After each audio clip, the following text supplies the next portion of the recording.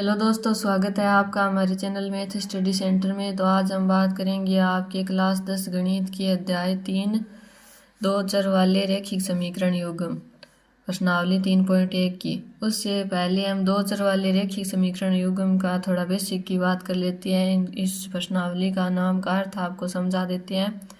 तो इसमें दो का मतलब है दो। प्रश्नावली में हमें क्या दे रखा है देख लो। चर का मतलब है एक्स वाई जेड टी, कुछ भी जो चर होती है, मान नहीं होता है परफेक्ट वो।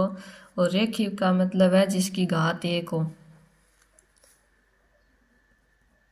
घात एक हो उसको रेखिक समीकरण बोलते हैं। और युग्म का मतलब है जोड़ा।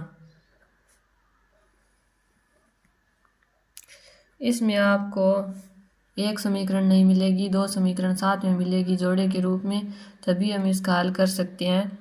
तो चलिए बात करते हैं हम इसके व्यापक रूप के बारे में, दो चर वाले रैखिक समीकरण के। तो व्यापक रूप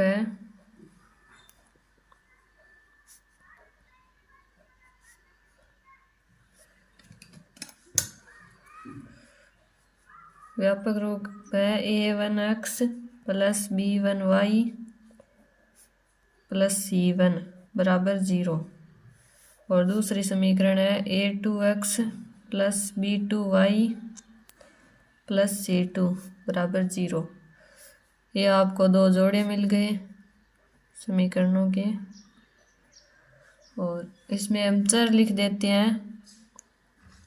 चर है x और y, x और y चर है। और a1 b1 c1 ये वास्तविक संख्याएं हैं।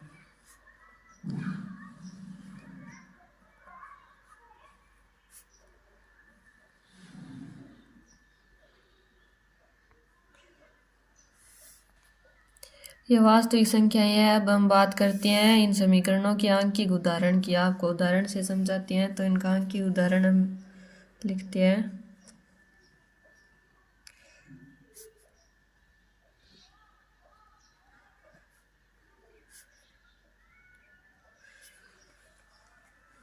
आंकिक उदाहरण 2x माइनस 3y प्लस √2 बराबर 0 समीकरण नंबर 1। और दूसरी है x प्लस 7y प्लस 500 बराबर 0 समीकरण नंबर 2। अब हम इसमें a1 b1 के मान लिख देते हैं।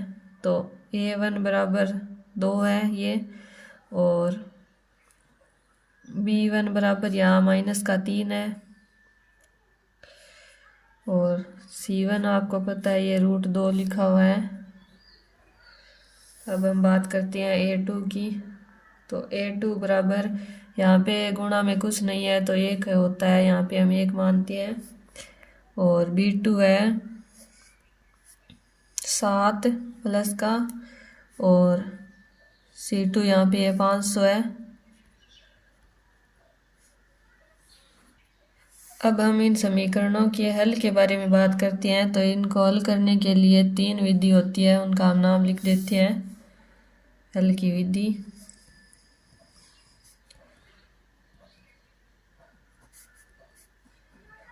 एक होती है प्रतिस्थापन विधि,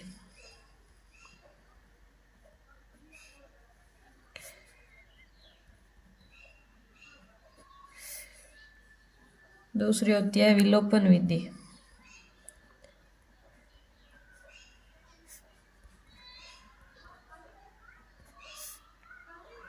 तीसरी होती है वज्र गुणन विधि।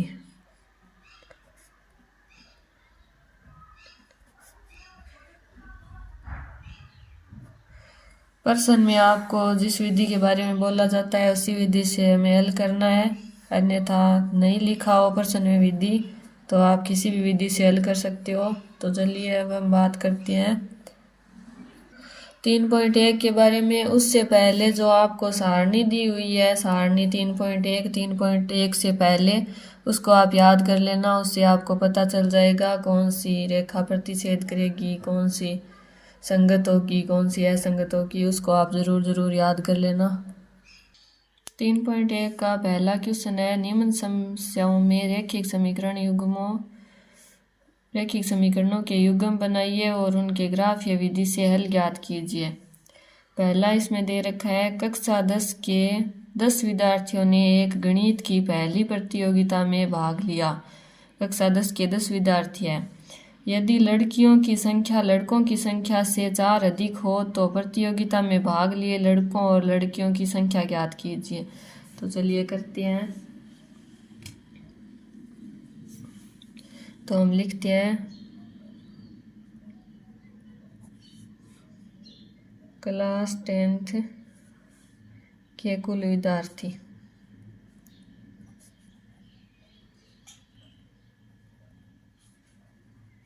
कुल विद्यार्थी में प्रश्न में 10 दिया गया है। तो 10 में आधे लड़कियां हैं और आधे लड़कियां हैं। तो हम मानते हैं, माना लड़कों की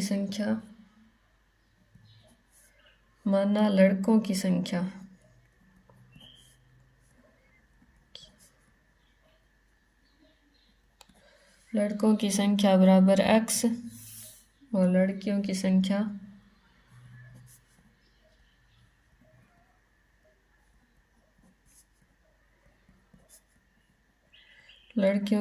को हम y मान लेते हैं। तो हम लिखते हैं, प्रथम शर्तानुसार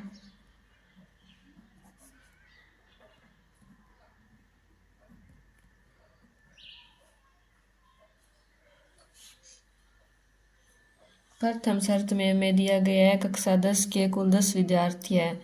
तो हमें पता है x + y बराबर 10 है। x + y बराबर 10। अब हम लिखते हैं द्वितीय शर्तानुसार। यह हमें समीकरण 1 मिल गई, x + y बराबर 10। अब हम लिखते हैं द्वितीय शर्तानुसार।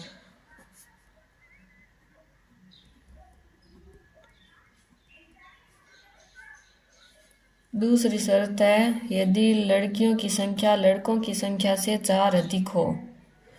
तो लड़कियों की संख्या लड़कों की संख्या से 4 अधिक है। तो हम लिखते हैं y लड़कियों की संख्या है, y बराबर x + 4 लड़कों की संख्या + 4। तो हम इस अचर मान को बराबर में लाएंगे, समीकरण को हल करेंगे तो ये x इसके माइनस में चला जाएगा इधर जाके। तो माइनस का x, ये y प्लस का है, प्लस का y बराबर 4। ये हमें समीकरण 2 मिल गई।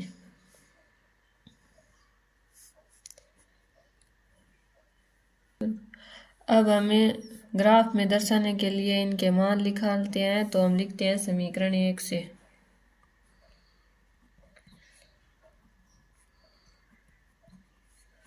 समीकरण 1 का आपको पता ही है, x + y बराबर 10।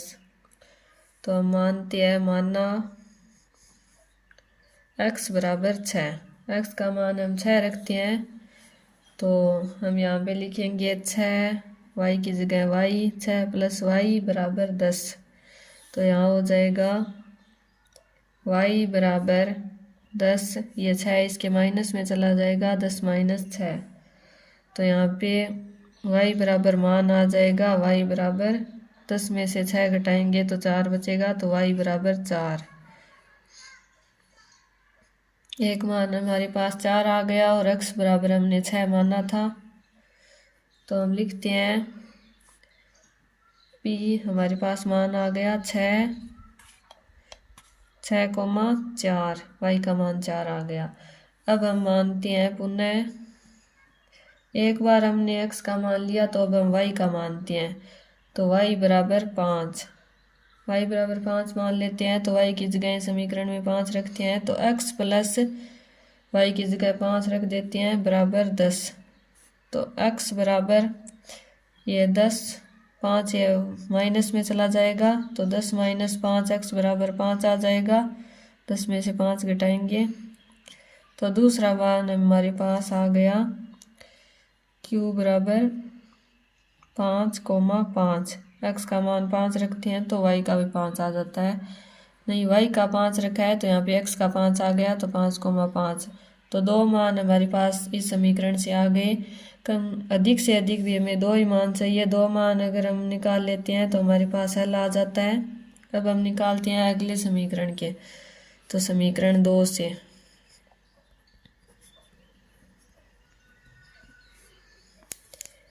समीकरण 2 है -x + y = 4।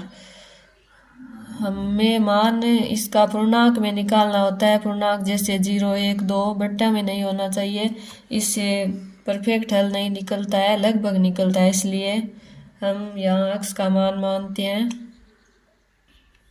यहाँ पे x = 0 मानते हैं तो हम मान रखते हैं, x की जगह 0 रख देते हैं। -0 + y = 4। यह माइनस का 0 का कोई मान नहीं है, तो हम y बराबर यहाँ पे 4 आ जाएगा हमारे पास।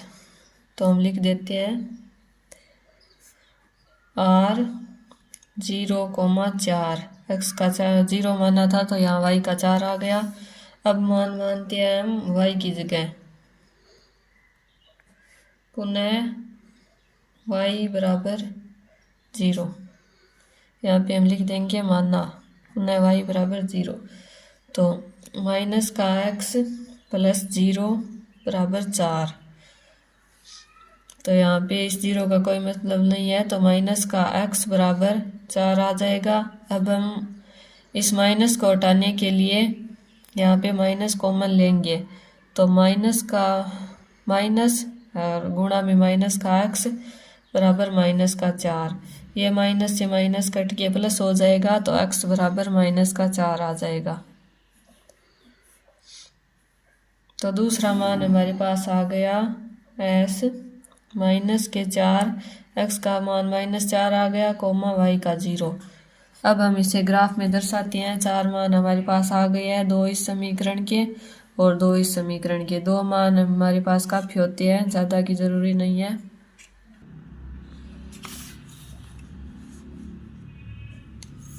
ग्राफ में हम पहले रेखा खींचते हैं। मैं यहाँ पे पेन से बना रही हूँ, आपको पेंसिल से ही बनाना है। अगर मैं पेंसिल से बनाऊंगी तो आपको वीडियो में दिखाई नहीं देगा और आपको समझ में नहीं आएगा। आपको पेपर में पेंसिल से ही बना के आना है।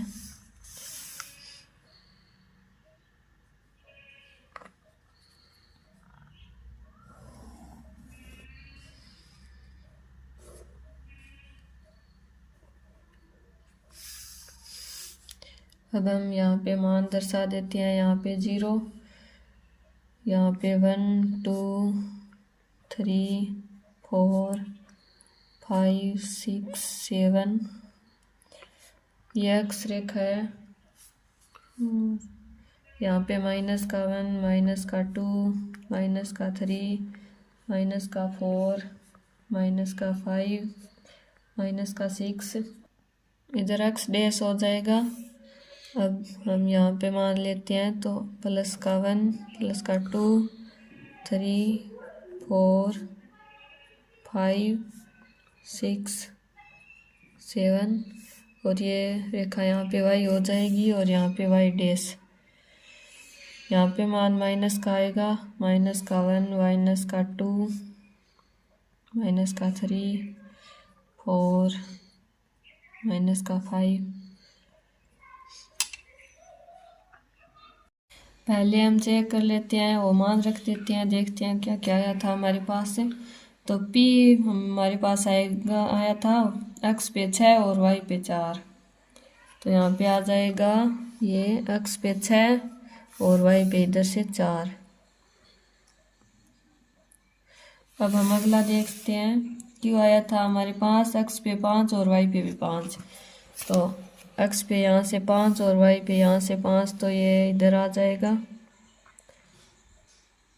अब हम रेखा खींच देते हैं स्केल से, इन बिंदुओं को मिलाते हुए।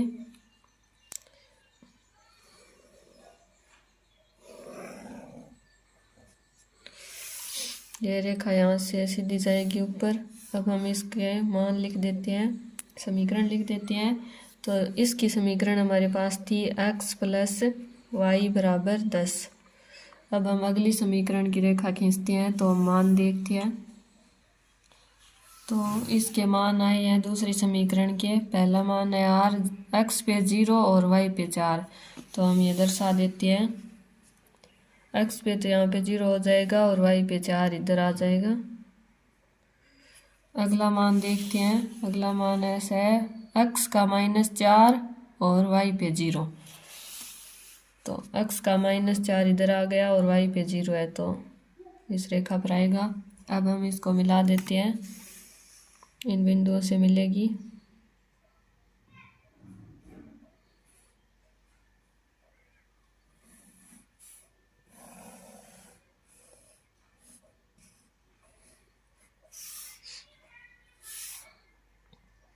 अब हम इस समीकरण को लिख देते हैं। तो यह समीकरण हमारे पास 2 आई थी, माइनस का x प्लस वाई बराबर 4। तो माइनस का x प्लस वाई बराबर 4। तो ये यहाँ पे प्रतिच्छेद कर रही है। यहाँ पे y का मान 7 है और x का मान 3 है। हम लिख देते हैं 3,7। ये हमारा हल हो जाएगा। ये रेखाएं प्रतिच्छेद कर रही है तो हम लिख देंगे प्रतिच्छेद रेखा, प्रतिच्छेदी रेखा। यहाँ से हमें लड़कों और लड़कियों की संख्या का पता चल गया है तो हम लिख देते हैं लड़कों की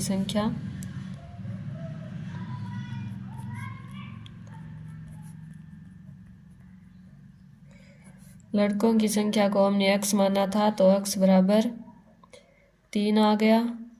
और लड़कियों की संख्या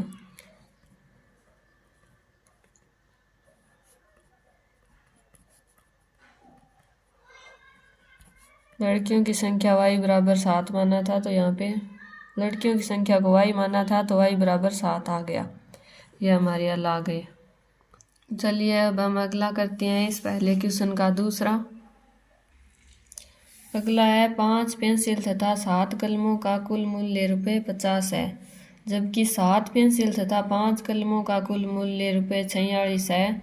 एक पेंसिल का मूल्य तथा एक कलम का मूल्य ज्ञात कीजिए। तो चलिए हम लिखते हैं। माना एक पेंसिल का मूल्य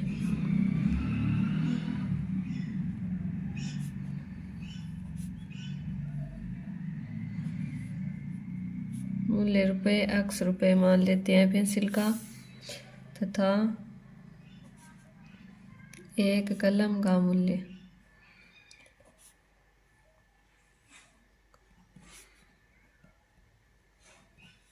मूल्य बराबर y रुपये।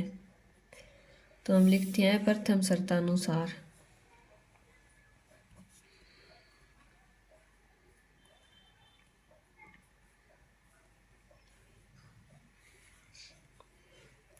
प्रथम शर्त हमारे पास है 5 पेंसिल तथा 7 कलमों का कुल मूल्य ₹50 है। तो 5 पेंसिल में 5x लिख देते हैं, प्लस 7 कलम है तो 7y आ जाएगा। कलम को हमने y माना है, बराबर ₹50 आ गए। अब लिखते हैं द्वितीय शर्तानुसार।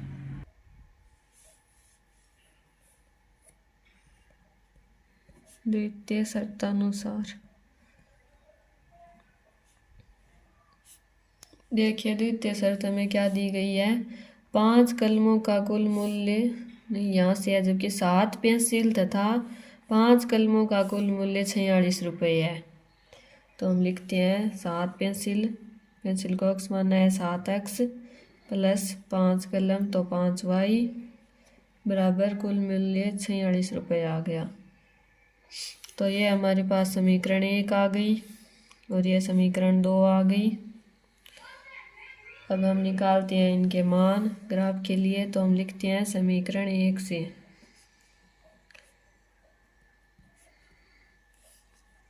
समीकरण 1 है 5x प्लस 7y बराबर 50। तो हम यहाँ पे x का मान मानते हैं x की जगह। तो मैंने आपको पहले ही बताया था यहाँ पे x और y के मान पूर्णांक आने चाहिए, जैसे 0, 2, 4। तो हम ऐसा मान मानेंगे जो ये x यहाँ से जाके माइनस होगा, फिर y का भाग लगेगा, तो ये माइनस होने के बाद 7 का भाग पूरा पूरा जाए। तो हम इसकी जगह x की जगह 3 मान लेते हैं। माना x बराबर 3, तो 5 गुणा 3 प्लस 7y बराबर 50। तो ये 15 हो जाएगा, तो 15 आगे जाकर माइनस में चला जाएगा 50 के, तो 7y बराबर 50 माइनस 15, तो 7y बराबर 35 आ जाएगा। और 35 में 7 का भाग पूरा पूरा जाता है, तो y बराबर 35/7। तो यहाँ पे y बराबर 5 आ जाएगा। 7 का भाग 35 में 5 बार चला जाएगा, तो ये हमारे पास पूर्णांक संख्या आ गई। तो हम लिख देते हैं पी एक्स की जगह हमने 3 माना था, तो 3 पर y का मान 5 आता है। अब हम अगला हल निकालते हैं। अब हम y बराबर मानते हैं, तो इस समीकरण में y की जगह 0 मान लेते हैं। ये 5 भाग में जाएगा, तो ये 50 का गुण जाए तो पूरा पूरा भाग चला जाएगा। तो मानते हैं, माना y बराबर 0, तो 5x प्लस 7 गुणा y की जगह 0 लिख देते हैं बराबर 50। तो ये तो 7 से गुणा होके 0 हो जाएगा, तो 5x बराबर 50, x बराबर 50/5। तो ये 5 से 10 बार कट जाएगा, तो x बराबर 10। तो यहाँ पे हम लिख देते हैं q x पर 10 है, तो y पर 0 है। y पर 0 माना था, तो ये 10 आ गया। अब हम करते हैं अगले समीकरण का हल। अब हम लिखते हैं दूसरी समीकरण। दूसरी समीकरण हमारे पास है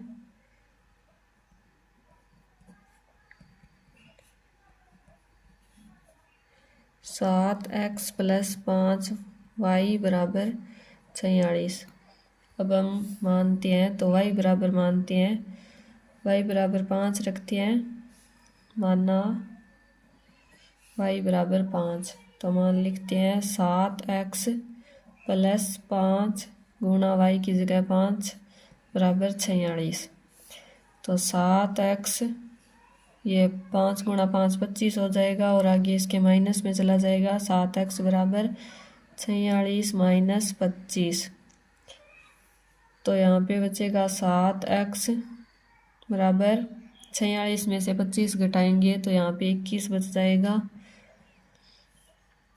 x बराबर 21/7, तो x बराबर आ जाएगा 3।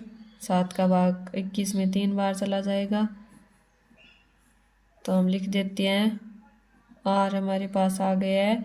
x का मान 3 पर y का मान 5 है।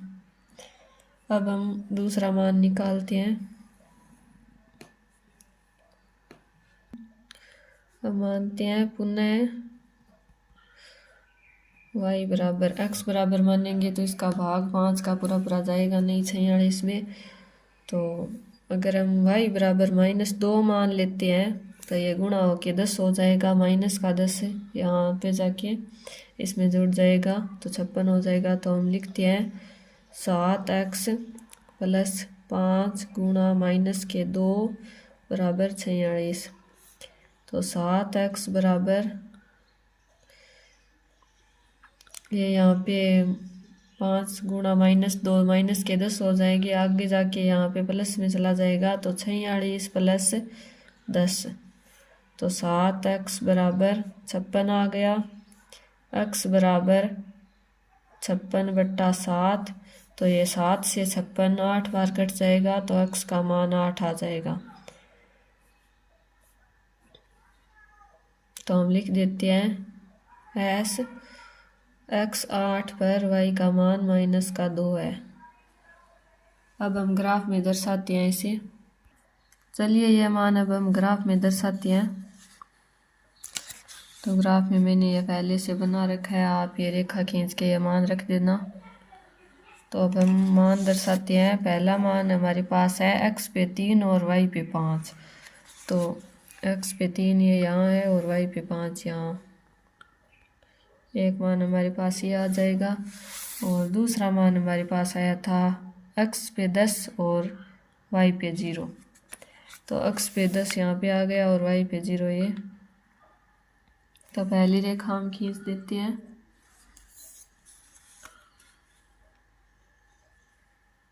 पहली रेखा यहाँ से जाएगी इन दोनों बिंदुओं को टच करते हुए।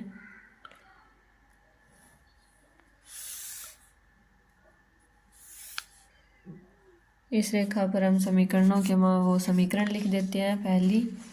पहली समीकरण हमारे पास आई थी 5x + 7y = 50। तो हम यहाँ पे लिख देते हैं 5x + 7y = 50।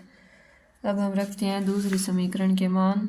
दूसरे समीकरण में एक मान तो हमारे पास ये सेम ही आया था, x पे 3 और y पे 5। ये यहाँ पर x पे 3 और y पे 5। और दूसरा मान है x पे 8 और y पे -2। तो हम यहाँ पे लिखते हैं x के 8 यहाँ हो गए और -2 यहाँ नीचे आएगा। तो यहाँ आ गया।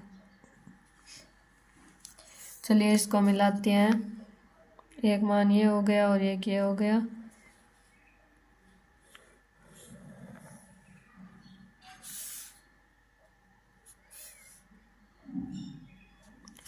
तो ये यहाँ पे मिलेगी। पहले ही हमें पता चल जाना चाहिए था। यहाँ पे अभिनिष्ट आया था 2 मान, 3x पे 3 और y पे 5। और इस समीकरण में भी x पे 3 और y पे 5 आया था। तो यही इसका हल होगा। अब हम लिख देते हैं। पहले हम इसकी समीकरण लिख देते हैं दूसरी रेखा की। तो 7x + 5y = 46। अब इसके हल लिख देते हैं। तो x बराबर हमारे पास आ गया 3 और y बराबर आ गया 5। और यहाँ पे ये रेखा प्रतिच्छेद कर रही है तो हम लिख देते हैं प्रतिच्छेदी रेखा।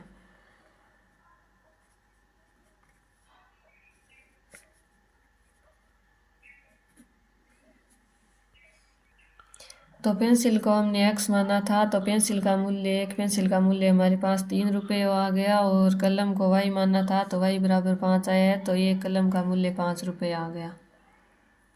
इससे अगले प्रश्नों के हल आपको अगले वीडियो में मिल जाएंगे।